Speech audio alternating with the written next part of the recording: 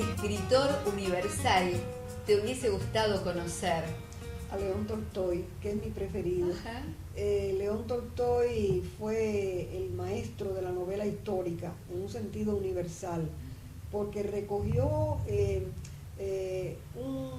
una parte de la historia humana que es interesantísima, las luchas, por eso la guerra y la paz. La guerra y la paz, sí, sí. Las luchas entre Napoleón y Alejandro I de Rusia, la primera invasión de Napoleón a Rusia y el pacto con Alejandro I para firmar la paz, y la segunda invasión a Rusia, que de haberse guiado Napoleón por la intuición de Josefina, aunque ya estaban divorciados, él no habría emprendido esa aventura loca. Ajá. Una aventura en la que llevó a Rusia más de 400.000 hombres, imagina, para alimentar a toda esa gente. Uh-huh. Entonces el zar de Rusia, Alejandro I, empezó a retroceder y lo dejó avanzar.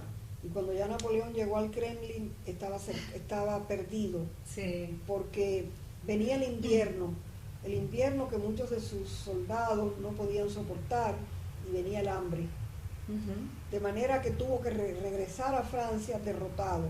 Y de aquel ejército apenas regresaron 15.000 hombres, que Eugenio, que era el hijo de Josefina, de su esposa, ¿no?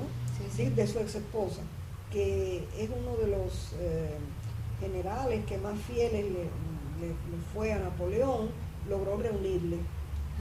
Entonces la guerra y la paz, yo siempre he dicho que la novela histórica debe tener personajes de gran relieve, es decir, que la novela histórica debe ser también psicológica. Y que la novela Exacto. histórica, aunque actualmente el costumbrismo está tan maltratado, debe ser también costumbrista. Porque debe ser el retrato de una época. Sí. Y el retrato de una época tiene que ser también la gente de ese tiempo, cómo pensaba, cómo actuaba, cómo se vestía, cuáles eran sus prejuicios. Exacto. Cuáles eran sus aspiraciones, cuáles eran sus limitaciones de época, en fin, que la guerra y la paz tiene una gama de personajes fabulosa. Sí. Y creo que es un error hoy día que la formación literaria en muchos países se haya descuidado el estudio de los clásicos. Por ejemplo, me dice una amiga mía alemana que los jóvenes en Alemania ahora muchas veces no quieren estudiar a Goethe ni a Schiller, ¿no? Sí. Y entonces, ¿dónde están los modelos? Es cierto. Eso no quiere decir que vayamos a hacer del arte algo coagulado, algo estático, no se trata de eso. No, para nada. Es el cierto. arte tiene que ser móvil y sí. ser la expresión Sí. de cada generación, Es cierto, con sí. todas las variaciones humanas que se producen de una generación a otra, y también con las similitudes, Exacto. porque la vida es absolutamente igual. ¿Cuál es tu mayor miedo? Mi mayor miedo es que la vida me imponga el tener que vivir otra vez en un país donde no haya libertad.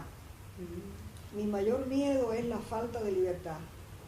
Y creo que el ser humano debe prepararse para afrontar la libertad. Porque hay personas que son al revés, tienen miedo de la libertad, de vivir la libertad y de afrontar sus retos, de decidir por sí mismas. Mi miedo supremo es tener que atravesar otra vez la carencia de libertad.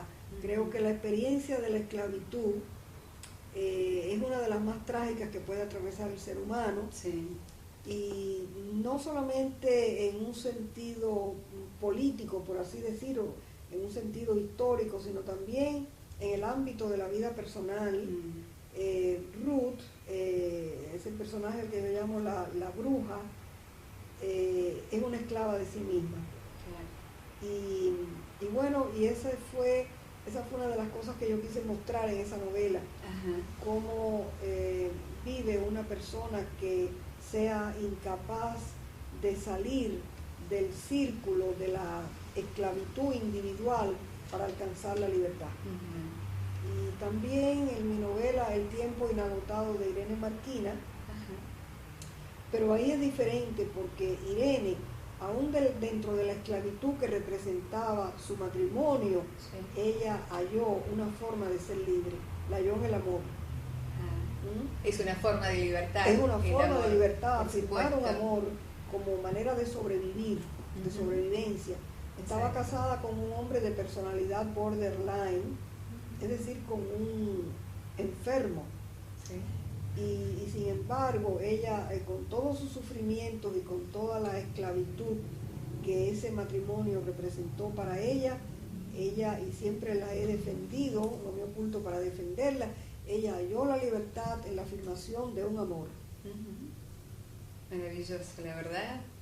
Qué bueno el tema de la libertad y de todas tus novelas, y esto es bueno para que todos los que nos vean, ¿sí?